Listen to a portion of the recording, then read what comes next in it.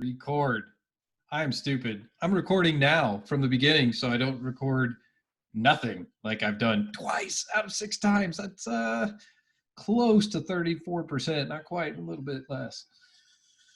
All right. Well, I'm going to change up some of these questions before Rick gets back on here and see if I can't get a few different questions in there. All right. So we're back on. I already hit record.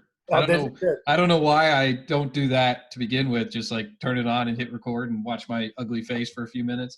But no, my daughter was coming over here. We were just playing in the backyard and we were doing good. And you want to come in and watch my interview? And she's like, no. And then all of a sudden here she is. And I just, that little bit threw me off. That's all right. I love her though. She's awesome. Absolute kids are great.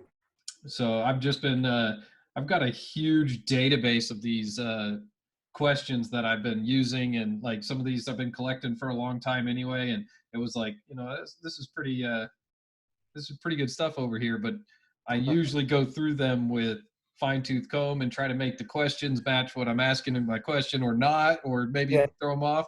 So I'm going to see what I can do with some of these to make it a little bit different than the first time. Well, I'm okay if you ask the same ones again. Right? You'll do a heck of a lot better, won't you? All right. Well, first thing I'm going to do is ask them in a different order. And second thing I'm going to do, well, there's a few of these that you're going to get right because I can't really change the question or the answers to those. Okay. But I'm going to highlight the ones that I can for myself because I can do that one. Uh-oh. There we go. Okay, I can change that one. I can change. That one will be tougher. Just what I need, something tough. Right?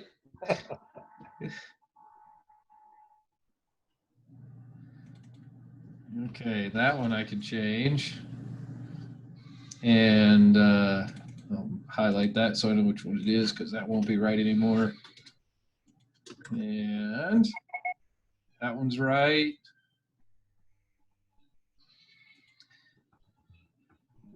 Okay. All right. So we're just going to go over again, start this thing again as though we didn't do it. And then some of these I'm going to mix up, which will be fun because then you're going to have a little bit of difference there. But all right.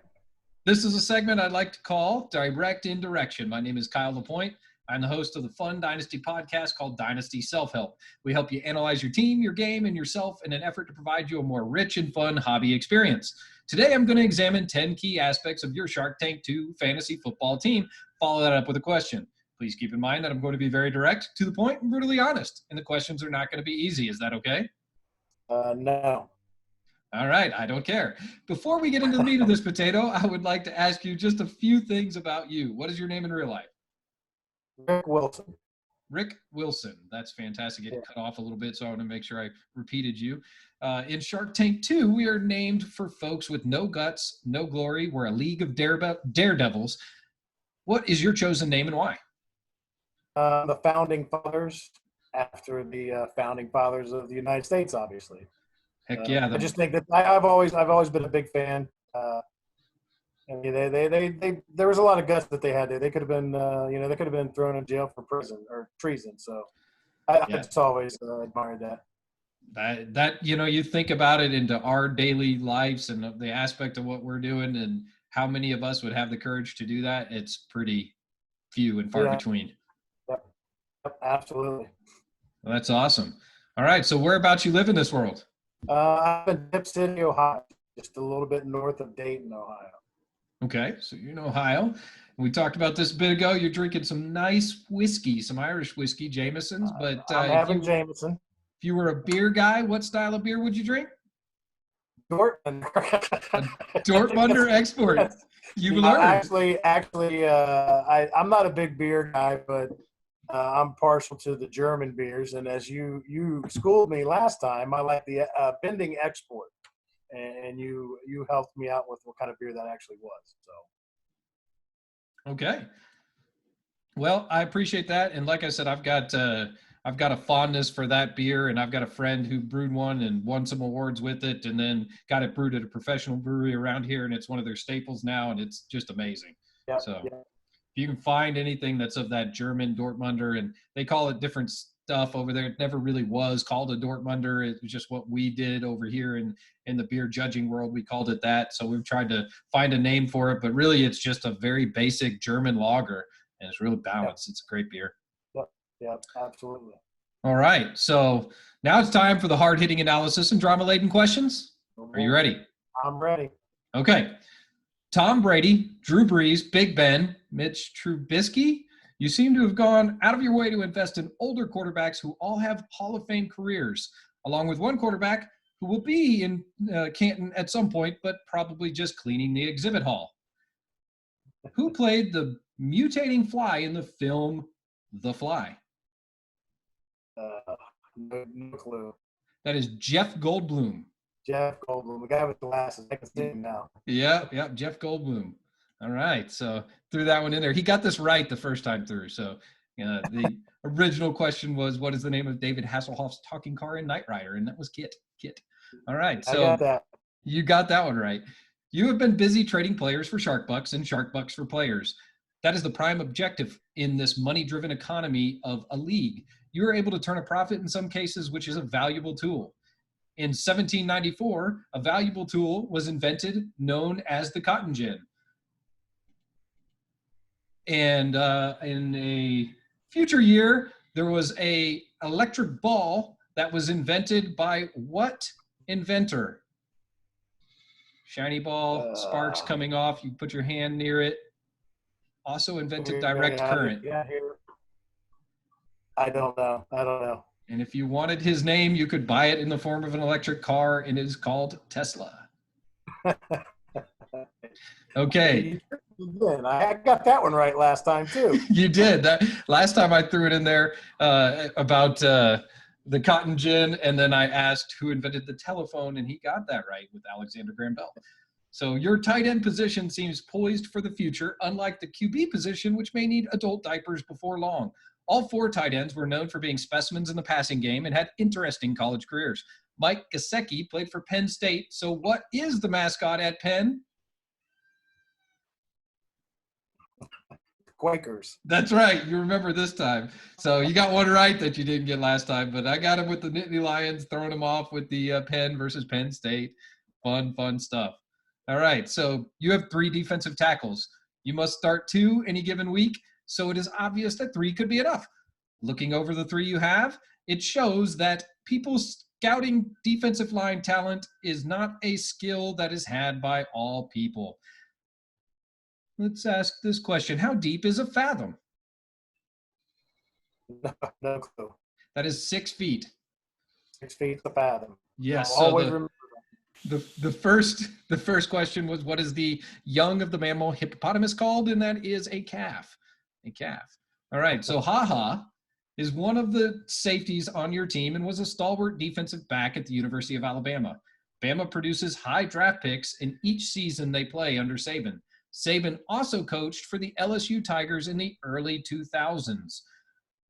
Who was one of 2 starting defensive backs for the 2000 University of Oklahoma football team? 2000 defensive backs. Line. Okay, so any defensive player throw out there. Curtis 2000? No, I have no clue. All right, that's fine. We're good.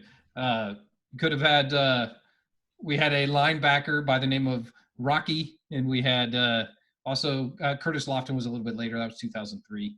But anyway, so you have 8 running backs on your team. They are a mix of current backups and future washouts. Some may produce in third down roles in coming years.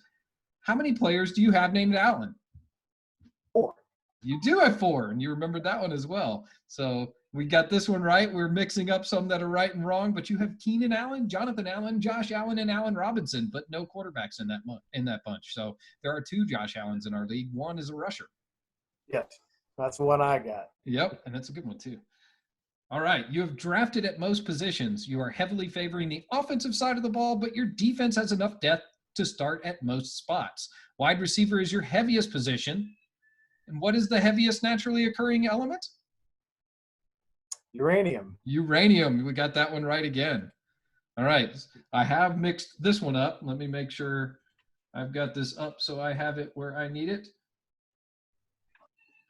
All right. Okay. So your cornerbacks appear to have a weakness. They are not currently on your roster. Given the stance that many have to take rookie corners or wait to pick them up, there could be a concern on waiver overrun in the coming days. Who is your first oldest linebacker on your team? Oh, crap. Jordan Hicks.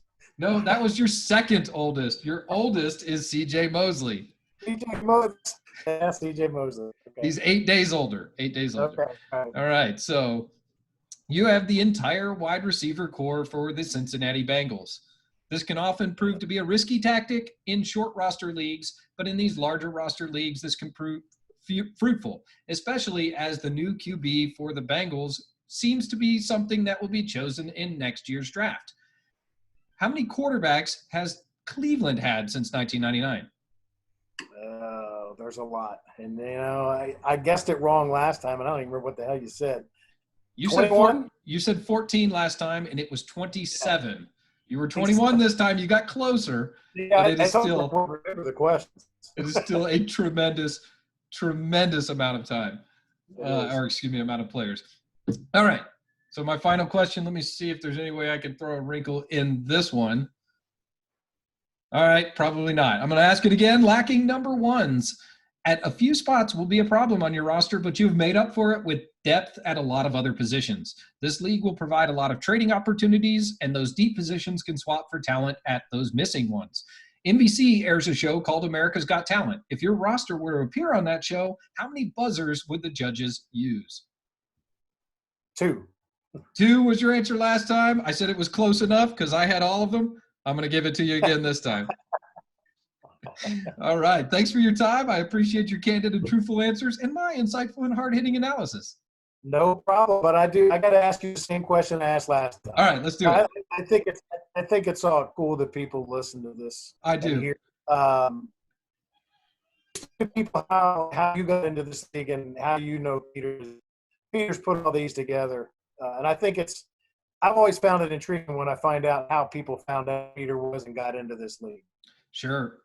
So Peter, I've read a lot of what he does. People have recommended him, through Twitter, and I see a lot of his posts.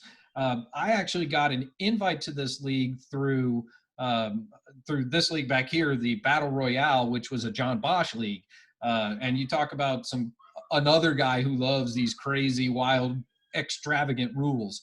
So the Battle Royale, I won half one last year. Half two, I got my butt handed to me. But it was an incredible league. And I saw the invite come through here for Peter's league. And I said, I really wanted to add a league this year. And something like that just really right up my alley. So I jumped on it. Yeah. Peter does a really good job with these leagues. I think I've been in leagues with him for about 5 years. 5 or 6 different leagues now. Yeah. He does an incredible job. I really enjoy his fervor for making sure that the leagues are, they have the discussions going on and there's things that require you to interact and you don't just stop and put it on a shelf. It's something that you keep doing and keep talking with everybody. I love it. Oh, no, yeah, you keep going. What's the longest league that you've been in currently? Well, I started to play fantasy football again back in 2009, and I started a redraft league with friends around my area in 2010, and that league's been going live draft every year ever since. So that's the longest one I've been in, but I'm pretty much everything else I've been in for, 1, 2, 3, 4, 5. I add a league pretty much every year. Yeah. One of the first ones I did, we still have it going on. It's a 12-person league, and 10 people are actually still in it. The original 12. Yeah. And it's what we call the beer league. It's a simple league. Probably one of my most fun leagues. You play head-to-head each week, and the loser buys the winner his choice of a six-pack. And at the end of the year, the Super Bowl, everyone buys the Super Bowl winner a case of whatever beer he wants. That's not that's not a far cry from how our league ended up. I mean, we basically did the same thing, except it was not, you didn't have to, but people would do it. It was like, I'll pitch you a six pack, man. You know, by the time you put your entry fee in, it was nothing compared to how much beer you bought everybody. You know, you paid way more for Well, that. we don't even have an entry fee. We don't even have an entry fee on that one. You just play for beer. That's it. That's awesome. It's been one of the more fun leagues. Yeah, I have a buddy. So that league that I'm talking about, it's $100 entry, and we have a good time with it. And you know, meanwhile, me and this one guy have been making bets of bottles of scotch, and so like our bets have been getting progressively higher. And then this year we played each other, and he sends this thing. So how much? You know, sends me a message saying he wants to bet a $300 bottle of scotch. I didn't know what was going on. I was driving back from Thanksgiving. Two of our players had already played on Thursday. I'm looking down and I'm like, I started shaking a little bit. I'm like, man, this is like 3 times our entry fee. I was like, no, let's cap it. $100. We'll match our entry fee. Turns out I end up winning. So I got the $100 bottle of scotch headed my way, but no, I could have had the $300 blue, and it was, nope, Johnny Walker Blue, not mine. Don't get that one. So Yeah, those are really the most fun leagues, the ones that are simple like that. And like I said, you know, when we first started that, hell, we did it with the newspaper and a pencil.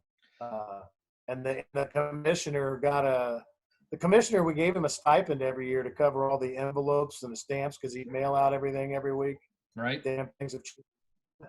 It's amazing. Now it's a website that's free, or maybe you pay for MFL, something where you can customize it and have a little more fun. But even then, and by the time you spread it out over the league, it's a few bucks a person. It's no big deal. Yeah, yeah, yeah.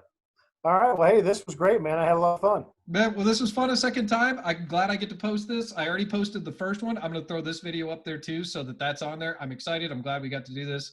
Thank you very much, Rick. All right. Take care. All right, you as well.